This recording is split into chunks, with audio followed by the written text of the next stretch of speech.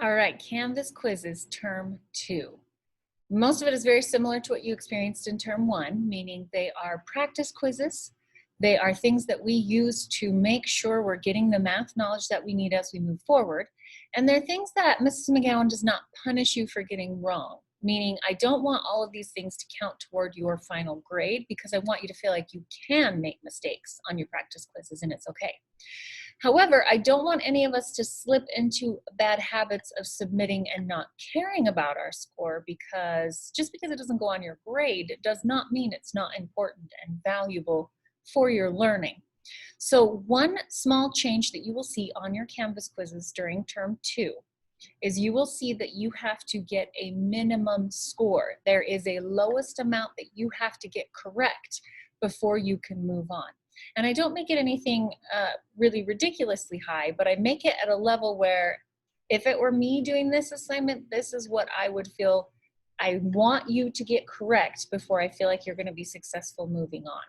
So in the interest of not only helping you get started on this new concept that we're learning this week, but also to help you get more of them correct and work your way toward this idea of I need to get a minimum score this term, you're all going to get out a piece of paper and we're going to do the first few for your Canvas quiz together. So get out a piece of paper and be ready to write and ready to listen. First of all, you'll see my setup on the top of this paper. We set them up like this last term. I did start to notice toward the end of term 1, some of you were not setting up a piece of paper and some of you were not even writing things down, just kind of clicking through your Canvas quizzes. Please remember the purpose of these. Not everything is about a math grade. So much of what we do, the most important thing is your math learning, what's going on there. So when you start a Canvas quiz, recommit, relearn these standards for Mrs. McGowan, I need to get out a piece of paper and I need to put the title on it and I need to write things down before I click in Canvas. So we're going to recommit to doing that right now. And today, to help you get started, I'm going to format the first few for you. So this was the title of this one. You can pause if you need to write it down. We're still in the EE strand. We have moved solidly into the equations part. I told you about that last week, but the other E, it's expressions and now equations. We're working a lot on equations. So this one is called Solving Equations, once I put that title on there. There are 16 questions and there is a very, very specific way I need you to format this. And why do I need you to format it this way? Because Mrs. McGowan has taught math for 15 years and I'm gonna tell you a secret right now. The students that format it the way I asked them to do really well with this stuff, and they do well with it even when it gets harder. This will get more complicated. And the students that say, I can do a lot of this in my head, I can figure it out in my head, you're probably not wrong right now, but that will stop being true as these equations get more complicated.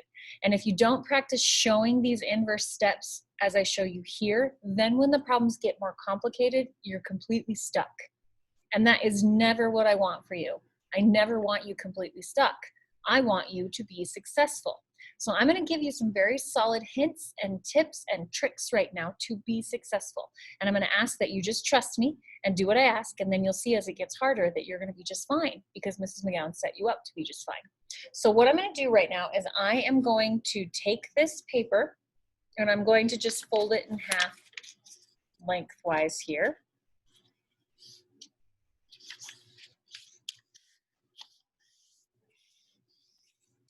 Now, you could, if you wanted to, you could even make 16 boxes like we sometimes do with task cards because there's 16 questions. So if you wanted, you could fold it and then fold again and get 16 boxes.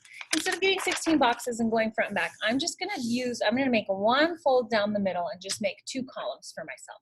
Okay, and the very first thing that I need you guys absolutely to do on all of these questions is I need you first, so I'm going to write number 1, and I'm looking at your actual Canvas quiz, so this is not extra examples, this is what you have to solve in just a minute. The very first thing you always need to do is copy the equation. So question number 1 on your Canvas quiz says solve, and then it says this equation, x plus 10 equals 30. So copy the equation. Do that on every single one of these. What do? Oh yeah, you copy the equation. Okay, so x plus 10 equals 30. Now this is the process where I say to myself, okay, what side is the variable on? I see it is on the Adeline side, the left-hand side over here. On the Adeline side, it is, what are they doing to it? Oh, they're adding 10. So if they are adding 10, what am I going to do? I'm going to subtract 10. Okay. My purpose there was to turn that 10 into a 0. Okay. That's what I wanted to do. That's what I did. That's why I'm using the additive inverse here. A positive 10 turns to 0 with a negative 10. Oh, but whatever I do to the Adeline side, I also have to do to the Penelope side, because for sisters, all things fair. For equations, all things equal. I have to keep this equation true. So whatever I do to one side, I have to do to the other side. Now notice this green part that I wrote is the exact same thing on both sides. That's key, that's important there. That's like giving 3 candies here and 3 candies here, or taking away 3 and taking away 3. Whatever you do to the Adeline side, you also have to do to the Penelope side. That's how you keep the equation true. Super important. Now what happened here? That turned to 0, which is exactly what I wanted to happen. And all I have left on the Adeline side is x. And now I just do the math on the Penelope side. 30 minus 10 is 20. X equals 20. Now look at how I formatted this. Look at what I did on my paper. I copied the original equation and then I showed the inverse step. This minus 10 right here is showing the inverse step. It's really not that much. I wrote minus 10, and then I wrote my answer. It's really not that much, but I'm going to tell you right now, this right here is so key to doing well with these equations, because they're going to get a lot harder than this. Could you have told from looking at this that the answer was going to be 20? Well, probably, because I'm trying to make this true. 20 plus 10 equals 30. Like, I know that. But as they get more complicated with negatives, we really start to mess things up if we don't show the inverse operation. And as these equations get more and more steps to them, because they absolutely will, we really start to mess things up if we don't show that inverse step.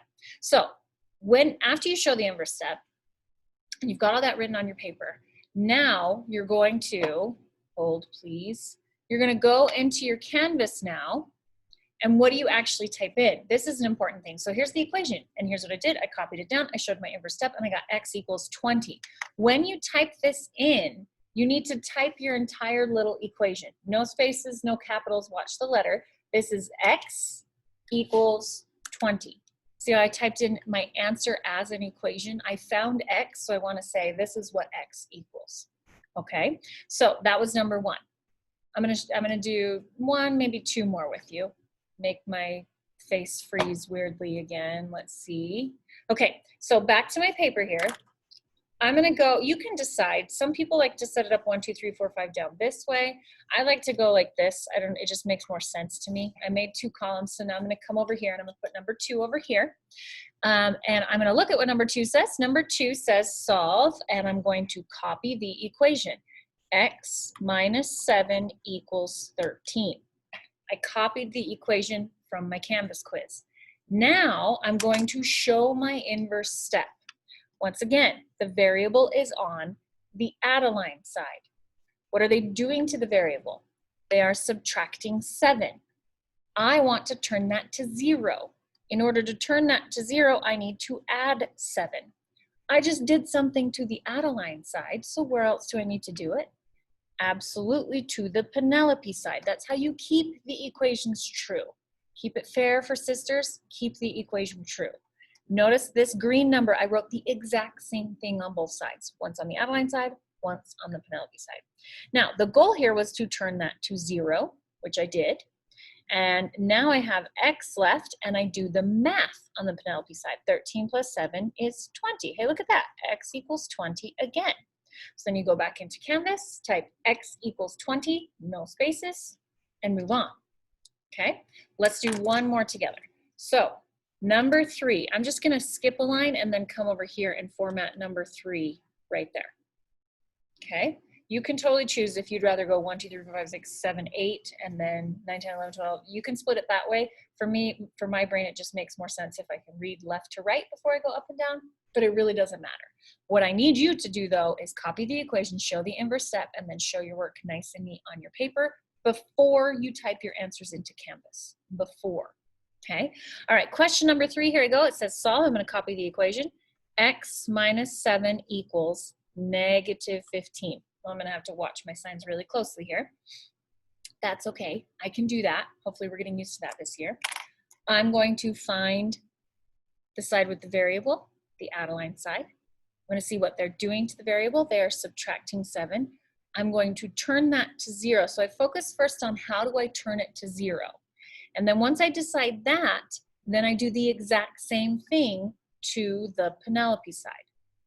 Whatever I do to the add-a-line side, I have to do to the Penelope side. If I write a different number in green here, I've messed up my equation. I've made it not true. And in mathematics, a not true equation is not valuable to us. So I turn that to 0. I have an x left on the add-a-line side. Be careful over here. Do the math on the Penelope side, but do the math correctly. Remember these rules that I still have written behind my head over here? Okay. This is different signs. Different signs subtract. Take the sign of the one that goes farther. And if you think about plugging this back in, it makes sense that it would have to be -8, because the only way I'd get to -15 is if I have -8 and -7 combining to give me -15. This is one where if you guys try to do it in your heads, you really get mixed up. Don't do it in your head. Copy the original equation, show the inverse step, and then find your solution. And once you have done all of that on your paper, then you go back to Canvas. I'm going to show you one more time how to type it in. Then I go back to Canvas.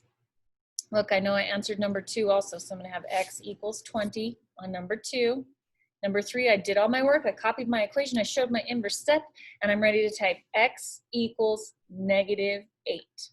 No spaces. But you want to include the x equals in your answer to show you solved an equation. All right, I'm going to let you guys keep going. You can just write number 4 next on your paper. Keep going up through 16. As soon as you finish, submit. And if you did not get that minimum score, it'll stay locked and you won't be able to move on. So you'll have to try it again. If you have any questions or need any help, please let me know. You guys can do this. This is solving one-step equations.